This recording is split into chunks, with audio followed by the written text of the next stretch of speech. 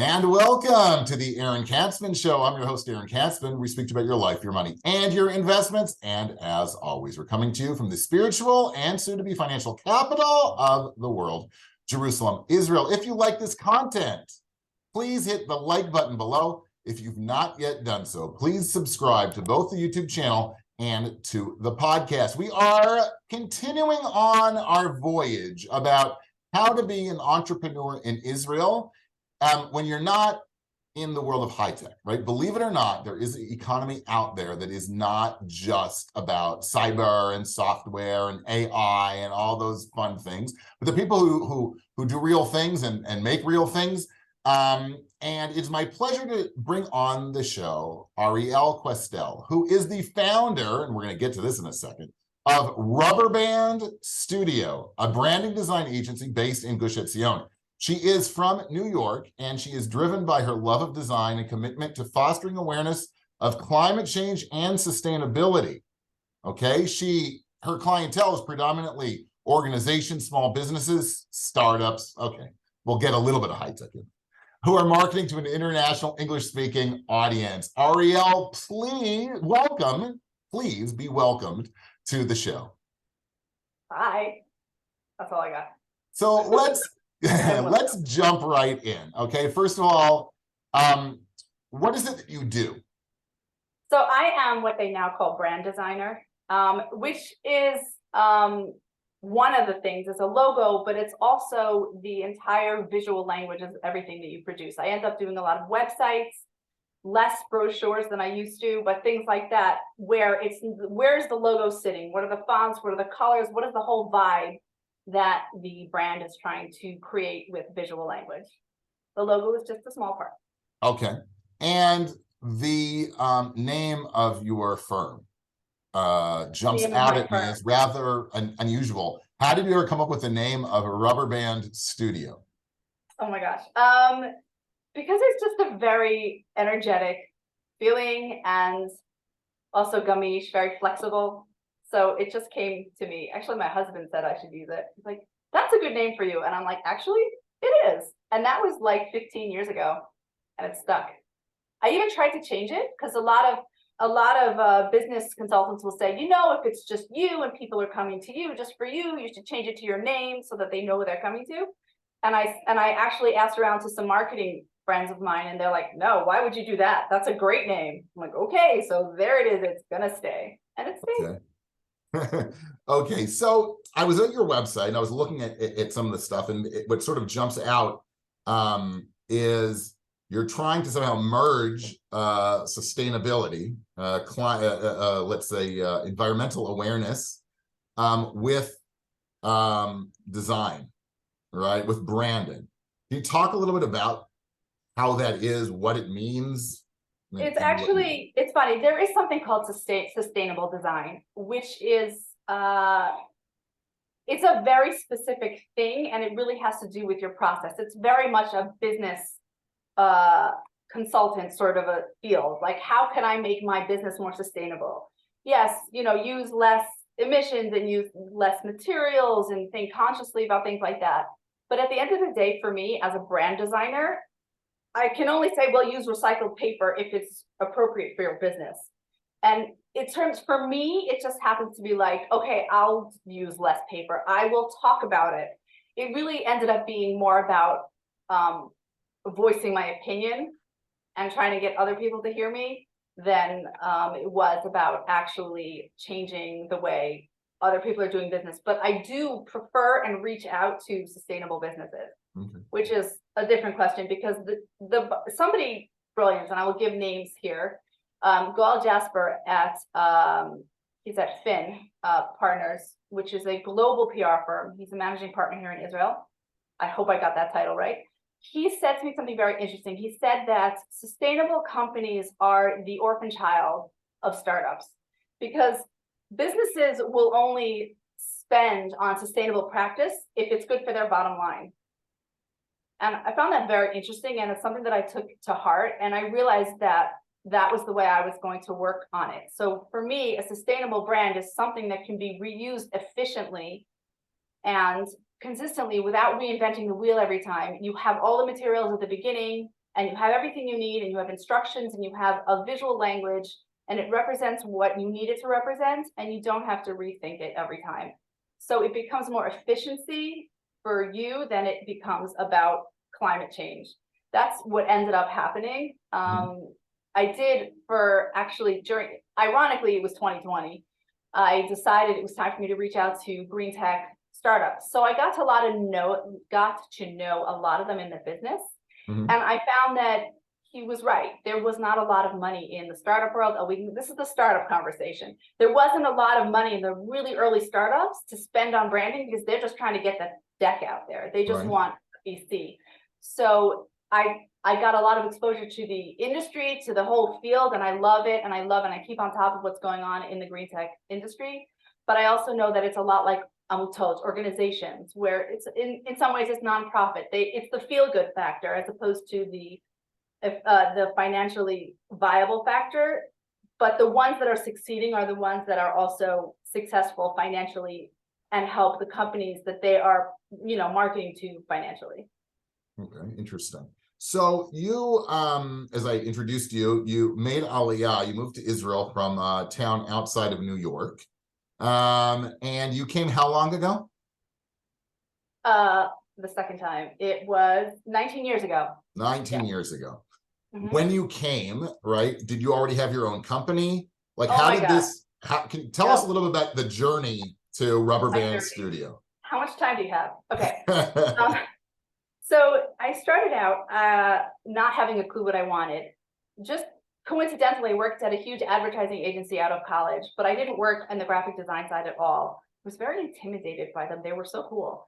But it didn't work out for me because I was just in administration or whatever. It was client liaison stuff. I learned a lot of the stuff that I didn't know would be relevant later on, but I did. And I left New York City to go to study painting in Jerusalem. I know that makes no sense. That's what I did. And I still had no plan. And I realized that I didn't want to be an artist full time because I felt that I needed parameters. I needed to be doing something that had a purpose, that was productive, that was structured.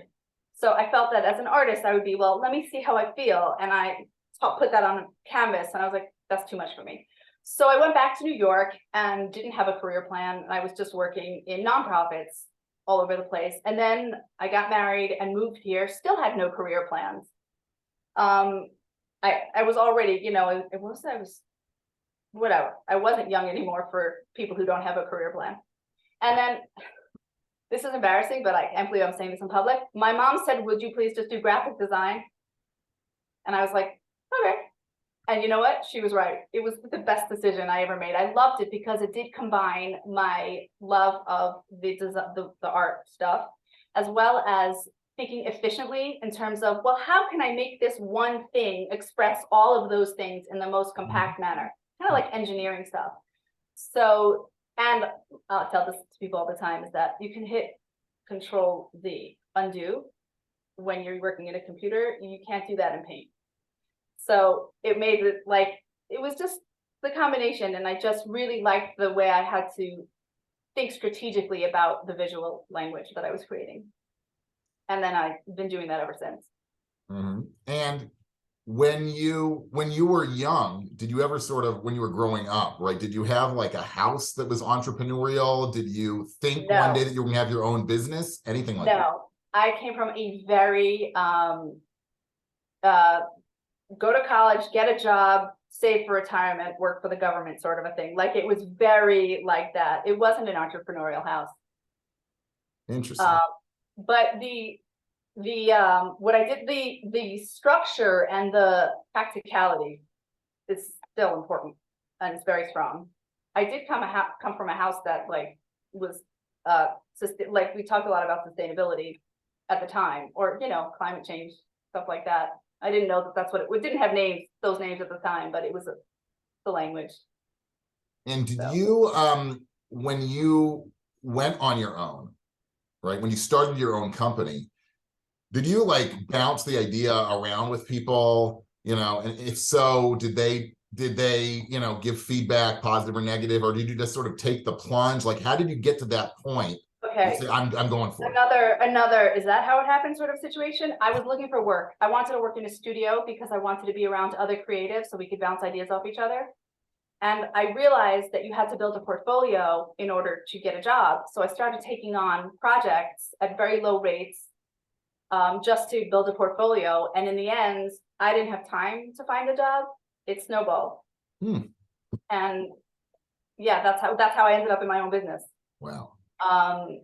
It just happened that one of the organizations I worked for, they had a lot of people who worked on staff there, but because of organizations, Jewish organizations have their own way of existing.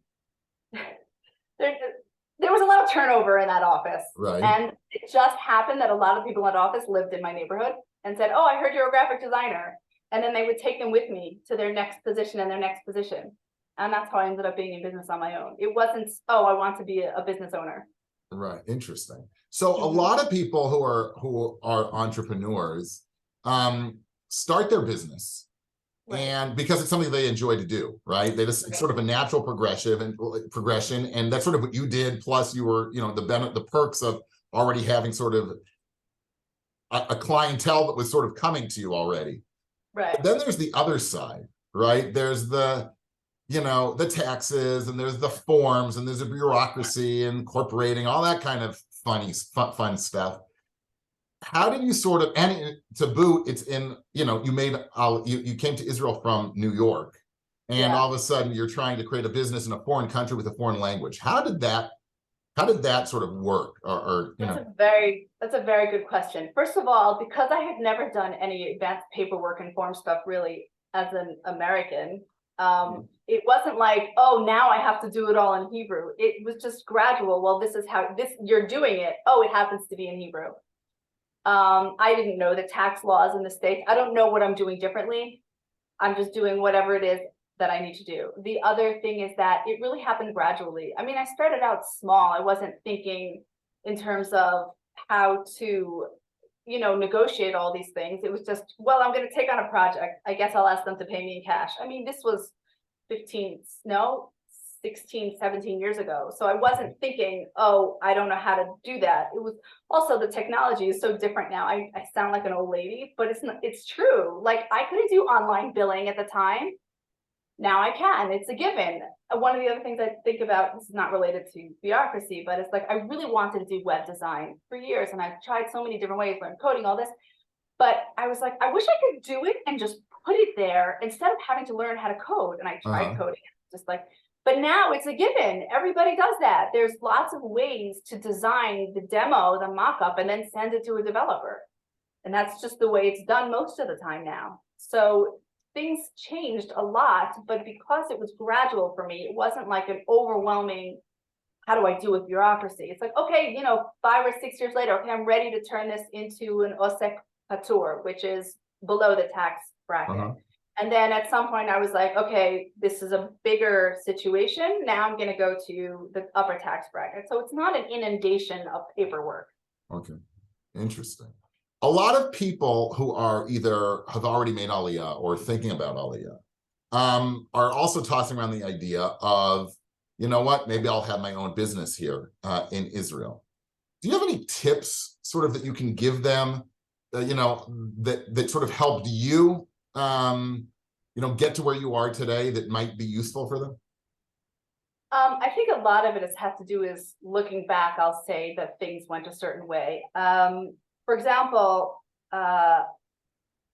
it can sometimes be easier to start your own business than to work in a company, not an organization necessarily, because you don't have to, it's unfortunate, but the language barrier is strong. So you end up, it's easier to work in a language that you're comfortable with than going out there into a job market that you're just not familiar with. So we actually, in some ways, I think a lot of Olim actually start their own businesses because of that very reason. Their skill set from the States doesn't translate here or something like that. And they thought they'd have a career, but in the end, it doesn't work out. And a lot of people end up taking their hobbies or their side thing or something they never really thought was a business and turning it into a small business. There's a lot of people out here who do that. And they end up working with a lot of other English speakers. Now, for me, what I do is I do try to reach out to Hebrew speaking clients. again, for me, it is an advantage that I'm an English speaker, because most of the time these organizations and these companies and these startups that I'm talking to, they're marketing to an English speaking population. You know, again, a nonprofit, very often their donors are somewhere in the States. That's just the way it is. The startups, they need to present in Europe, they need to present in California, then English. So that is actually an advantage when it comes to running a marketing firm or a marketing related firm. That's really interesting. And the most important thing to me is the network of, at this point, I have a large network of professionals who I consider like my work friends. Like, I don't feel like I work by myself. I have so many people, I have so many communications, marketing people, content people, web developers, all the people, their clients, you know, and it's just, there's a conference and I'm like, oh, hey, how you doing? You know, and if one of this, like, there's a conference coming up soon, and it's like, I know everybody on the panel, and it's like, I mean, I'm not going, it's totally unrelated to me, but it's just, there is a strong community of small business entrepreneurs in Israel, especially in the marketing world. And I guess based on what you're saying, that actually helps drive business, right? You all are sort of, you can all create like a little web within your network. Yeah, I do feel that strongly. I mean, I wonder if it's too insular, like we're isolated from, I'm looking at my window at the rest of the country, by the way. That's why I keep looking at. But what's going on in the rest of the country? It's really disgusting out, by the way. And it's just not cool. And then there was a helicopter a few minutes ago. But anyway, yeah, so I find that network of people in my industry is just really a support. And I have other graphic designers who we communicate with, and we do in the end bounce off ideas against each other. But it took years to get to the point where I have enough of a network to say, I don't feel like I'm by myself. Interesting. And sort of as a sole proprietor, right? You mentioned that you started off and you sort of climbed the ladder, right? You are second surah, right? Or whatever they call it, right? Where you were below a certain amount of revenue, and then you jumped above that. How have you found just trying to scale your business as an individual? Is that like an issue that you have? Yes, it is a challenge, because so this goes back to your question. Some people just start out as an entrepreneur. There's two reasons somebody would become an entrepreneur. They love this whole concept of running a business, or they have a skill or a service that they want to provide. And the best way to do that is to create their own business. The first person is always going to think, how am I going to scale up? What do I need to do to get to the next level? Oh, should I do this? Okay, I'll do that. It's a lot simpler. But when you're talking about an artisan or a service provider or whatever it is that they do, it's a lot more about what they're doing as opposed to the business. It's much harder to hire somebody. So for me, it was easier to hire a content writer, a developer, a marketer, you know, if I needed, you know, but not actually a junior designer. So it actually took me many years to get to the point where I'm like, I am ready to hire a junior designer. And I didn't give her anything to do. So it takes a lot more courage for somebody who is not entrepreneur by nature. I have graphic design friends who use graphic design as a way to build a business. It was their vessel. And they think like business owners. It's like scale up, scale up, scale up, scale up. I know graphic designers whose entire clientele is in the United States. They don't even deal with shekels at all. Everything is in the States.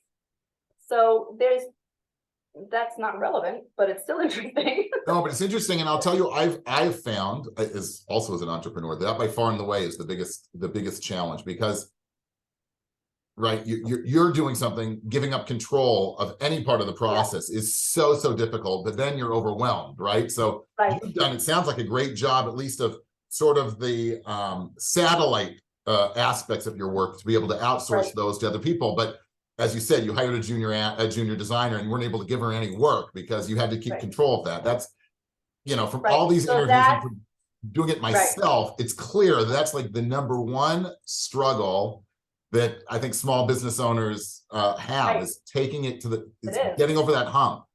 Yes, it is it becomes, I'm doing my craft to I am managing other people to do the craft. And it's a very different experience. it's also, you're afraid of the time. What if it takes me more time to explain it and change things and fix things than it does to just do it myself? Mm-hmm. But in the end, after time, it takes less time. It's really interesting. I like that. Last tip for somebody, you know, should they go, if somebody's coming here, they want to start their own business, should they go for it? Should they not go for it? You know, That's a very good question. It's like I said before, in many ways, it is easier than getting a job in the high-tech market or somewhere in the middle. It is safer. It is more familiar. You can communicate with people in the same world. If you prefer that, then yes. If your job that you transferred with just does not happen, yes.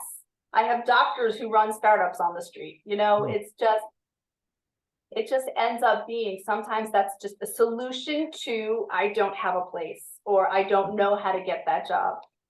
On the other hand, I will honestly say, like you said earlier at the beginning, you're talking about marketing and the accountants. I have to do my own marketing. If I were just being handed projects at a job, I wouldn't have to do my own marketing.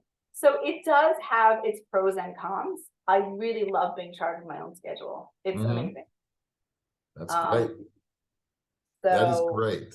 Yeah. So Arielle, thanks so much for coming on the show. Once again, how can people get in touch with you? Rubberbandstudio.com. You can email me at Arielle@rubberbandstudio.com, or you can find me on LinkedIn as Arielle Kwestel, because that is my name. That's great. Thanks so much for coming on. This is really great, really informative. Thank you. Thank you for your invitation. My pleasure. You have been tuning in to the Erin Katzman Show, where we speak to you about your life, your money, and your investments. If you like this content, please hit the like button below. And if you've not yet done so, please, please, please subscribe to both the YouTube channel and to the podcast. Thanks so much for tuning in, and we'll speak to you soon.